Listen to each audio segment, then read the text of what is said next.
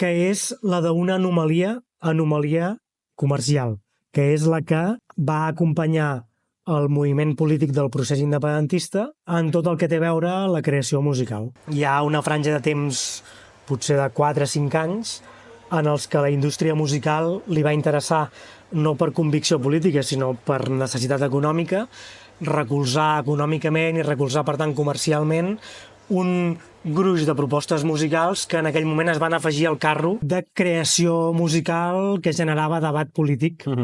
Però això va durar 4 o 5 anys, no? El 2019 això ja no existia. Jo que ja hi era ho vam notar com moltíssima gent s'afegia al carro i després vam notar com moltíssima gent tornava a baixar. No? Hòstia.